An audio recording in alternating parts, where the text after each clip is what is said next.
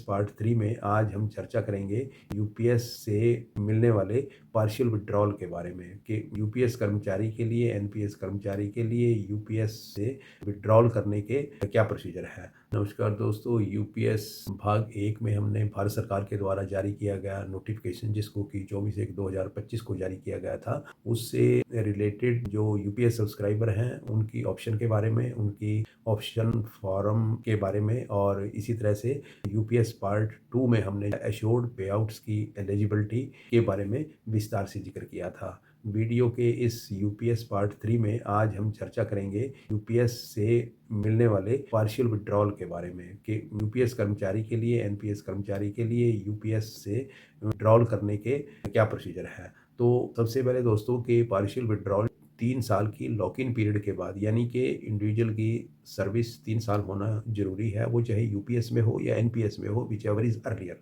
3 साल के lock in period के बाद कोई भी कर्मचारी 25% जो भी विड्रॉल की डेट हो उसके इंडिविजुअल कॉर्प्स में अमाउंट ड्यू है उसका 25% पार्शियल विड्रॉल के लिए अप्लाई कर सकता है। ऐसा ड्यूरिंग एंटायर सर्विस 3 बार वो इस तरह के विड्रॉल ले सकता है, और उस विड्रॉल की जो लिमिट है वो रहेगी 25% of the amount due at the individual corps. तो इसके लिए ये जो यूपीएस विड्रॉल का जो पार्शियल विड्रॉल का प्रोविज़न है, तो ये किस किस रीज़न पे निकाला जा सकता है, जैसे कि बच्चों की हायर एजुकेशन, बच्चे मीन्स ओन चाइल्ड या लीगली अडॉप्टेड चिल्ड्रन की हायर एजुकेशन के लिए भी पार्शियल विड्रॉल यूपीएस या एनपीएस के अमाउंट में से लिया जा सकता है। बच्चों की शादी के बारे में, इंक्लूडिंग लीगली अडॉप्टेड चिल्ड्रन, उनकी भी शादी के लिए पार्शियल विड्रॉल का प्रोविज़न है। कंस्ट्रक्शन ऑफ हाउस के लिए या परचेज ऑफ हाउस के लिए अपने नाम पे या स्पाउस के नाम पे भी, अगर ये हाउस की कंस्ट्रक्शन है या हाउस परचेज है, उस पर्पज़ के लिए भी यूपीएस या एनपीएस में से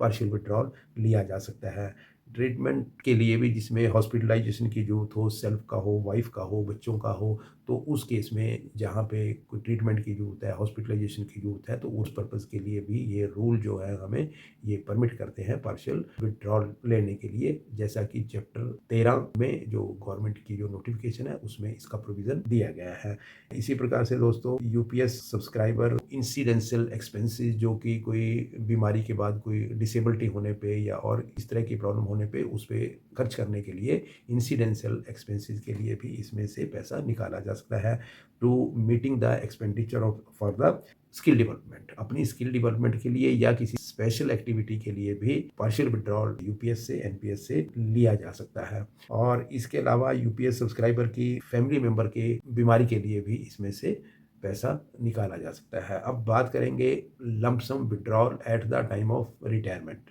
तो दोस्तों, यूपीएस सब्सक्राइबर जिनको एश्योर्ड पेआउट्स एलिजिबल हैं, उनके पास एक ऑप्शन रहेगी कि वो चाहें तो जो उनके प्राण में जो पीआरएएन के अंदर उनका अमाउंट ड्यू है उसका 60% वो eight the time of retirement, जबकि उसके पे आउट ड्यू हो जाए पेमेंट के लिए, उस वक्त वो उसमें से 60% विड्रॉ कर सकते हैं। ऐसी यूपीएस सब्सक्राइबर के लिए एक ऑप्शन गवर्नमेंट लेटर में इसका प्रावधान किया गया है। Thank you.